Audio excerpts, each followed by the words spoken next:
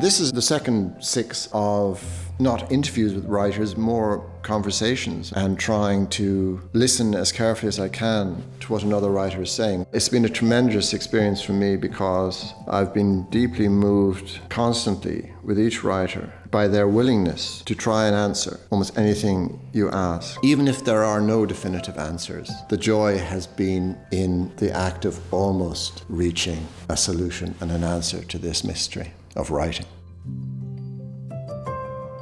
So today, rather wonderfully, we're talking, or I hope to talk with, Yen Ge, who is an Irish writer. She has just been published in the new Faber anthology of Irish short stories, edited by Lucy Caldwell. Her story opens the book, and I think when you read it, you'll see why. It's a truly extraordinary piece of writing. She has also published in English the Chilli Bean Paste Clan, but also in Chinese, she's published a number of other novels. She's been writing since she was 17. In China, rather magically, she was said to be a future master of writing in Chinese. I think on the evidence of this short story, for instance, that future has come. So it's a joy to be talking today to Yen Ge. My real name is, so in Chinese, it's Dai Yuexing. Dai, that's my family name. Yuexing, that's my given name. Wow. Which is quite of a poetic name because it was given to me by my granny, who is a poet. It's from this sort of ancient line from this classic poetry back in Jin Dynasty. And basically it means walk under the moon and to take the moon as your hat. Oh my God. So like my surname Dai is like to wear something on your hat. Yeah, my new book is called 1,000 Moons. Oh no! So now, we'll say no more. We'll finish that there. No, it's I. So were the poets in your family? Yeah. So like the like whenever I was asked to answer the question, how did you become a writer, or like how did you decide to write? I never got to decide. When I was born, so my whole family, like my extended family, so my parents and my grandparents, my uncles, and my whole extended family were mostly literary people. So we have poets, we have literature teacher, we had editors, we had journalists. Yes. And when I was born, they decided we need a writer. Yes. So they gave me my born name, like my real name, Dai Yuexing, which would be, in my granny's words, the perfect name to be put on the cover of your book. Wow. So that's why, and I think I grew up like really like kind of I just immersed in my family would be sort of they're all sort of melodramatic in a way that we talk about poetry all the time. Yes. And like at dinner table we talk Yes. about poetry, recite. I think they'd recite like classic poems like back whenever, and Chinese, and we cried together. If only we did that more now. It's difficult to introduce that into the curriculum of your child now, who is on the PlayStation and all that. Exactly. That's what I was about to say. Now we have more distraction. But when I was small, so I assigned myself to recite on I would say 3 to 5 poems a day. Nobody gave me this task. I loved it genuinely. It's how you learn to write prose, in my opinion. Yeah, is because I wrote poetry for many years, published it, but I realized it wasn't possibly truly, tremendous poetry, but it was a way of understanding a sentence structure. Yeah. I think that was because you're breaking it down. Yeah, I mean, because I really kind of growing up reciting classic poetry. I think it was definitely in my gene, and for so long I think I was trying to write roughly. Yeah. Because I feel a bit embarrassed that I always write so finely. Yes. And I care about kind of the rhythms, and sometimes, But you're breaking it up. This is another thing I do understand, and this is why Beckett wrote in French. Yeah. Is to get away from the feeling that you can do it well. And you need to break it. You need to break it. Yeah. But you also need to break it in a sort of friendly way, without destroying it, isn't it? Yeah, that's very interesting. You see, because now I also write in English, and that is the language that I don't have any right, like, you know, initially, or sometimes still, Well, I have exactly. no rights over this new language, and I negotiate with it very carefully, you know. I kind of feel sometimes, I do feel it's a liberation that you have limited choices. Yes. And then you just play with it. But that very sense of, you know, being restrained actually liberates. Well, Beckett felt that Irish English was too musical, had too great a tendency towards sentimentality, towards description. He wanted something much cleaner, so that his brain had only just met the words. As a grown person rather than as a child. But it seems to me that, I mean, would you say that your loving engagement with these poems did have an effect on your prose writing? Oh, absolutely. Yeah, I'm so, like, I got published when I was very young, like in You were Chinese. 17. Yeah. And so I think my early works, like even now, like, you know, because people, they sort of have this delayed reaction. They talk about works you wrote 20 years ago all the time. And even now, I think I'm How do you mean? Because that was sort of my, would you say that's like a debut? Like that's how I made my entrance into the literary circle, by producing. So my earlier work, when I wrote, you know, I wrote them when I was like before 20, like 16, 17, around 20, would be quite lyrical, highly lyrical, and you can read them out. It's sort of like, it has this musicality in it, and it's quite distinctive. the Chilli Bean Paste Clan. That's much later. Much later? Yeah, that's like That me, is breaking. right. That is trying to break it. Yeah, exactly. That's me. Like I was very rough in that. I think people. I really recognize that, by the way. I mean, from my own point of view, because in my last book, I just thought, I've been doing this for 40 years. I've got to break again. You don't just do it once necessarily. So my novel Days Without End is written in a kind of broken American English of the 1850s. But it wasn't just because it was trying to be proper to the time, but to do it for myself. Yeah, absolutely. To break what I could do, so maybe I could do something else. Isn't that what it is? Absolutely. I think, well, like my experience would, you know, it is nothing like in comparison with yours, I would say, because I'm a much younger and like a junior writer. But I have like, I think one thing that's very important to me in this game of writing is that I always want to challenge myself. And I think it's very easy to slip into a habit to use a set of skills that you use very well and is well recognized to tell more stories. And it's probably like more efficient and commercially more like acceptable way of doing it.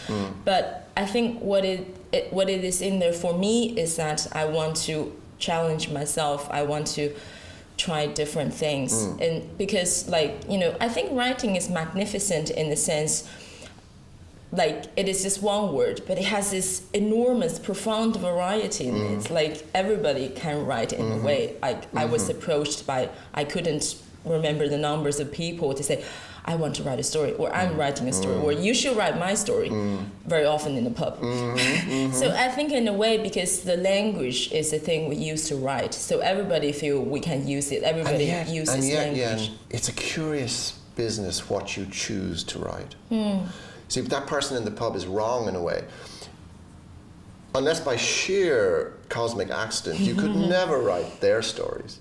You can write your stories. It's a task in itself, isn't it, to identify your stories. Those salmon that's absolutely right. in that river, in that countryside, that's absolutely that somehow you can catch. You have given yourself an interesting task, which is more Joseph Conrad than anything I can think of in Ireland, where, because Beckett's going by choice to French. Joseph Conrad, born speaking Polish, French becomes nearly his first language. Only when he's 30 does he learn English. And remained all his life with a very difficult to penetrate accent, apparently, in English. Didn't speak very well, which is interesting. But could write the best of all English language writers in the history of the world. Now, how was that? Now, I'm saying this because when I read your story in the Faber anthology, I just thought to myself, this is a person with the best understanding of the innate possible magics of the English language.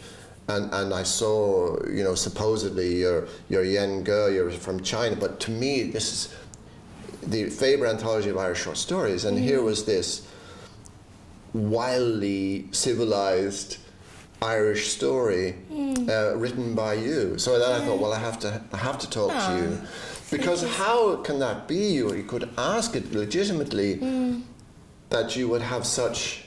So because your understanding of English has nothing to do with. It's nothing to do with learning it or academia, or it's to do with something in the synapses of the brain. I don't really know, actually. I mean, that's a good answer. You don't really know. Yeah, because I always feel it is such an accident that I am, like, it is not like I've made it my life's mission that I want to. And it's Conrad would say the same thing. Yeah, it is similar, say, because English is the lingua franca, and then we were taught English. This is like my only choice. I wish I could written in, I wish I could do in French, but like I don't have any of those. I could only do English, because English is what we learn at school, and then you sort of But yeah, very similarly, actually, I'd be so terrified, like, to compare myself with Conrad. But I went to the United States when I was 26. That was the first time ever I left China. So I've always lived in China. I've always actually lived in my hometown. I'm a very kind of indoor person. I want to stay close to my parents. And so I went to university, which were kind of 40 minutes drive away from where I was born. But then I just traveled when 26 years old. I was the first time, and I've studied English at school, but no, it was very different. Yeah, I remember I went to the university, and the first class I was just there saying hi to my supervisor, actually. So he was teaching undergraduates in this classroom, and what they're talking about was the vampires in literary work. Because that was the year when Twilight, was a movie or the book, probably both, were kind of getting really popular. So he was trying to. Oddly enough, I thought you said empires, but you said vampires. Vampires, yeah. So I think it is actually quite light. But I remember me sitting there, getting absolutely lost. I was absolutely lost. Yes. I had no idea what was going on. Who was saying what? Frightened or no? No, I just couldn't, because it's very different, like, from the English you learn on the book, or like you I actually read a lot, but it's very different. And I think I struggled a lot for a while, and then it just came to. I'm not saying that I'm doing this greatly. I struggle with it every day. I'm saying that, so you don't have to say it. Because we all struggle with it. I mean, the mutatis mutandis similarity. There's something that makes you fit into the Faber book of the Irish short story, is that the reason we can meet as strangers is because I think there is something about the accumulation of weather, both linguistic, social, familial, that hits the mind of an individual who ends up writing. Not as a psychiatric answer to being alive, but because certain things have happened to them that poises them like a dancer to express. And it's always, I mean, there's nothing more terrifying for a dancer than rehearsal, because they can't do the dance. And you spoke of the difficulty of writing. I mean, this is common. If it's not difficult, obviously it's not worth doing. No, absolutely.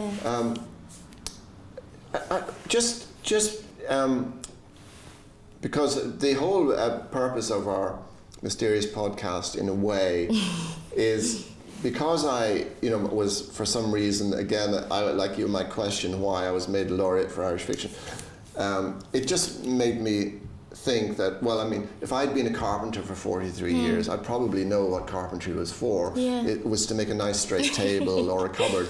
But I actually, probably partly because I didn't want to ask the question, what is it that we do?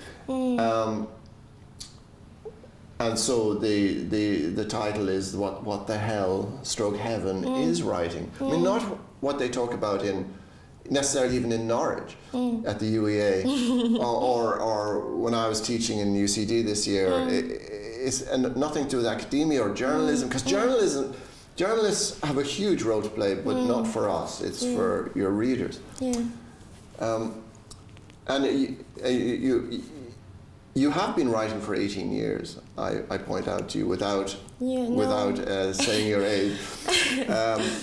So that's a long time. That's 6 times longer than John Keats had to write his poetry. Oh my goodness! So, you've been around a long time. Immediately, I feel I'm such a failure. Do you ever? But you're so not. But do you ever? You see, you sound like me even saying that. And then my wife goes, "Oh, shut up! Stop saying that." Because that's what we need to feel in a way. Because if we also felt we had succeeded in something. Well, what do you do next day? Yeah. I mean, my question is really, do you have a moment, in the privacy of your workroom or wherever you work, do you ever wonder about even yourself as a creature, as Homo sapiens sapiens, and then all the hominids that come before, because that's only 200,000 years we've been this creature, which is nothing. You can't get a pencil small enough to mark that on the time of the Earth, even. What is the responsibility of that? What is the purpose of that? Why do we conspire with ourselves to make stories, do you think? Do you have, even if you're silent and you don't have an answer, that would be fine. No, actually, I do. I do have not like to this big question, but I have my personal interpretation of it, right? Yeah. I think because that was the only question, because like when I saw those questions, I was like, oh. Yes.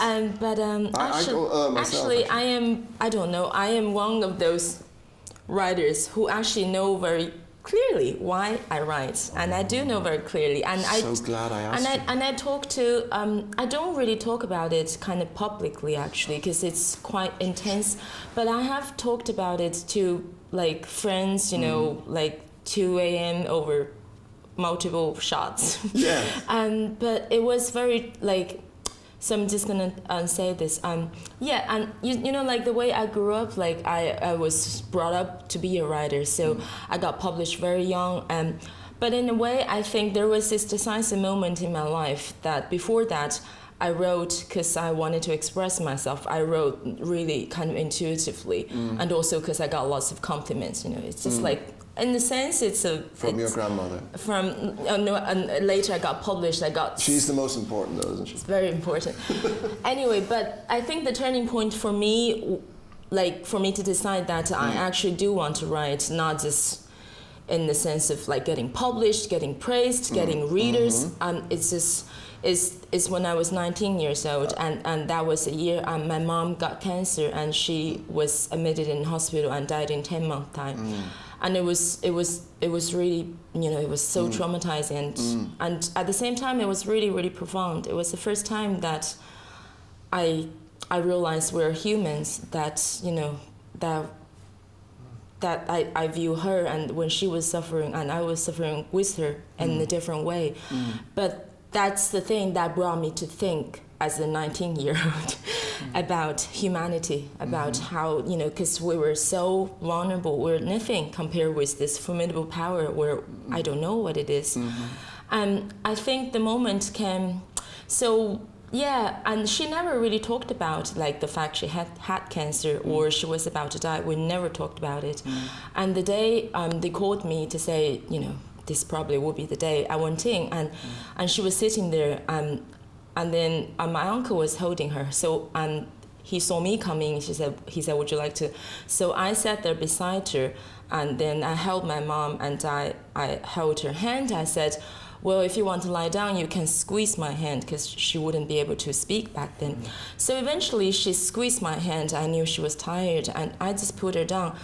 And that was the moment I saw her looking into my eyes, me looking into her eyes, and I saw enormous fear, because she knew it's about to happen, and that really stayed with me, the look in her eyes, and she passed away like probably 10 minutes after or something. It really stayed with me because I'm from a country that officially has no religion, and what do we do when because I was imagining, because everybody then started saying to me, your mom got cancer, you're gonna get cancer, and I kind of feel I'm gonna die the way she dies, and then I start to think a lot about how I am gonna cope with my death when it comes, and I think death is, you know, the most extreme, the ultimate form of solitude, and I think that's why I write, because writing is a practice of being kind of friends with solitude. It's a practice of getting to know solitude, find peace with solitude. It's to be in solitude, to kind of embrace that as your being. I think writing to me is my exercise. I'm like a monk. I do this practice. Is to train myself to get used to solitude, to become solitude's friend. And when the utmost solitude comes to me, I will not be afraid. I will not have that like enormous fear. I want myself to be better prepared when it comes. Yes. And I think that's really, I know it's a bit silly, that's why I don't say it in public, because it's very silly. This is so not silly, because I mean, my feeling about it, having been forced to consider it, is everything to do with the look in your mother's eyes. And it's not just the fact that it was fear, but that you recognized the fear.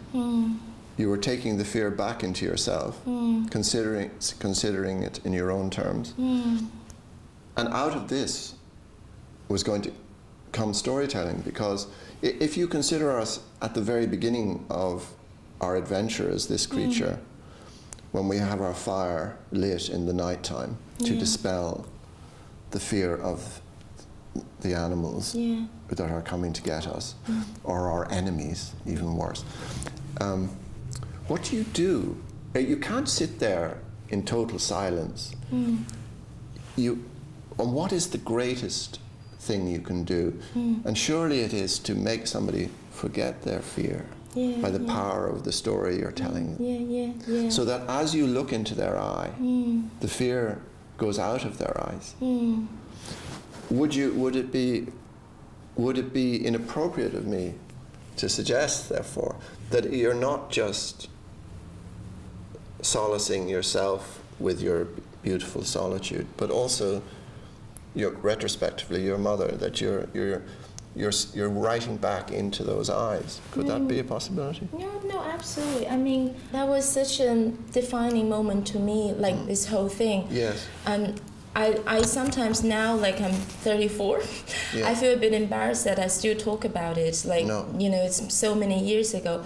But it was the thing that defined me as a writer, and it was the thing that made me write. And it has nothing to do with getting published or being recognized. It's my practice of, I think it's probably a way of me carrying on with my mother. Like, you know, she's always part of my life. I think we're justified in saying that, you know, that if you want her to be there forever in that moment,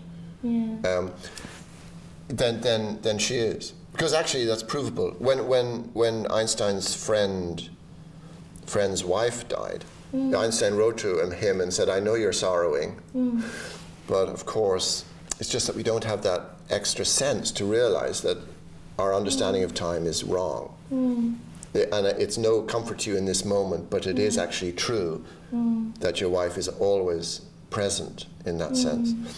No, I think that's absolutely right, and it is something, you know, because now I write in English, and I realize people talk about tense a lot. You know, shall I write with first person present? But in Chinese language, we don't have tense.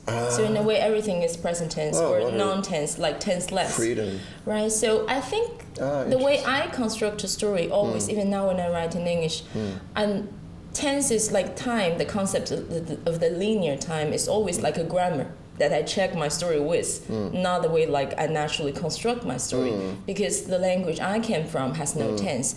And the way I picture the story is always a big room. That's how I put everything in there. And then once I place them in their places, in this big space, they share, and they're going to have a conversation with each other. And that conversation is my story. So it's always, so it's kind of, in a way, it's kind of a spatial, and I never really picture anything in that kind of a linear, like temporal sense. So therefore, do you, in a sense, see and hear your work in 3 dimensions rather than write it. I mean, after all, writing is a very late technology, isn't it? It used to be completely oral. So if it was, if you wanted to tell me your short story, you'd have to say it. Oh yeah. So writing it down is really, we put a high priority on that, writing. But actually, it more properly exists and more anciently exists and for a much longer time exists in the air. Is that a Chinese idea? Is that why there are no tenses? Because I think Chinese language itself is full of ambiguity, and that sense of not certain is very key to this culture, to our kind of thought.